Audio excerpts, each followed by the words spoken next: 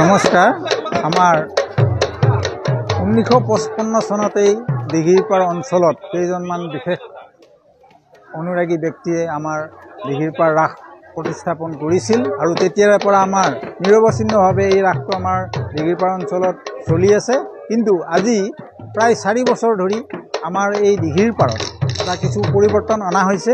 আমাৰ বিশেষভাৱে আমাৰ আগৰ যিবিলাক অনুষ্ঠান আছিলে তাৰ লগতে এই বছৰকে ধৰি আমি 4 বছৰ যিটো মহাৰাস পূৰ্ণাংগ ৰাসলীলা সেইখিনি আমি ব্যৱস্থা কৰিছোঁ আৰু ইয়াৰ বাবে আমি উত্তৰ লখিমপুৰৰ বৰবায়ন মাননীয় শ্ৰী উপেন্দ্ৰ চন্দ্ৰ বৰুৱাদেৱক প্ৰশিক্ষক হিচাপে লৈ এই অঞ্চলৰ যি থলুৱা শিল্পী ছোৱালী ল'ৰা ছোৱালী সকলোখিনিকে আমি শিকোঁ। সকলোখিনিকে লৈ গোষ্ঠলীলা মহাৰাস পূৰ্ণাংগ ৰাসলীলা আদি অনুষ্ঠিত কৰিছোঁ আৰু যিটোৱে নেকি আমাৰ নামনি অসমত এই প্ৰথমবাৰৰ কাৰণে আমি দিঘিৰপাৰ ৰাস মহোৎসৱ এই ব্যৱস্থাটো কৰিছোঁ আৰু তাৰ পৰা আমি যথেষ্টখিনি সঁহাৰি লাভ কৰিছোঁ।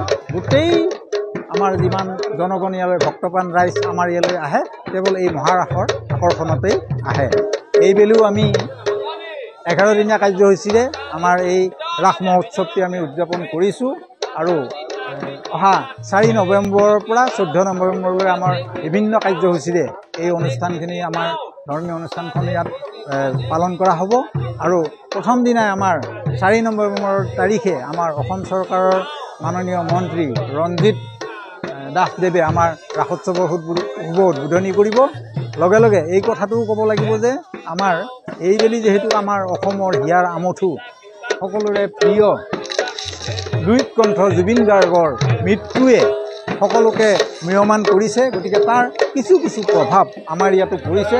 সেয়েহে আমি তেখেতৰ শ্ৰদ্ধাঞ্জলি হিচাপে প্ৰথম দিনাখনে আমি প্ৰায় 200 গৰাকী তিৰোতা মানুহ আৰু ছোৱালী সকলোখিনিয়ে মিলি তেওঁলোকে শ্ৰদ্ধাঞ্জলি জ্ঞাপন কৰিব আৰু তেখেতৰ মায়াবিনী গীতটি পৰিৱেশন কৰিব। আৰু লগে লগে আমি আমাৰ ৰাসৰ শেষ দিনাখন 14 তাৰিখে যিটো আমাৰ সাংস্কৃতিক সন্ধিয়া হ'ব আৰু সেই সাংস্কৃতিক সন্ধিয়াখনো এই সন্মানীয় জুবিন গাৰ্গৰ নামতেই আমি উৎসৰ্গা কৰিছোঁ।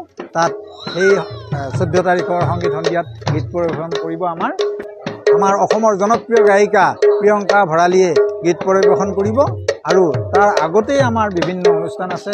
আমাৰ দিহানাম প্ৰতিযোগিতা, কৃষ্ণ নৃত্য প্ৰতিযোগিতা, আমাৰ দৰঙৰ বিভিন্ন কালচাৰেল গোষ্ঠীসমূহ আহিব ইয়াতে।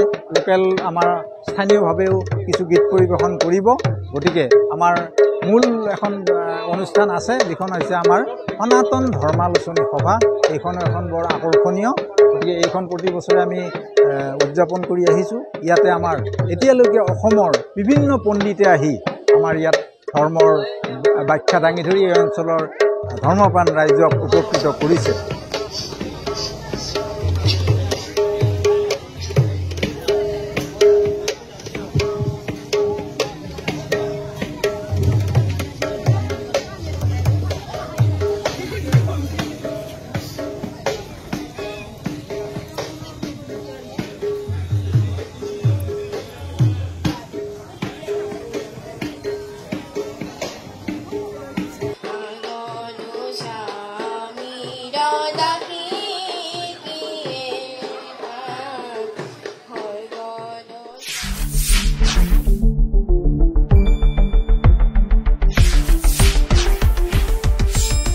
শুদ্ধ আৰু বিস্তৃত বাতৰিৰ বাবে চাই থাকক নিউজ ডেস্ক ৰিপৰ্ট।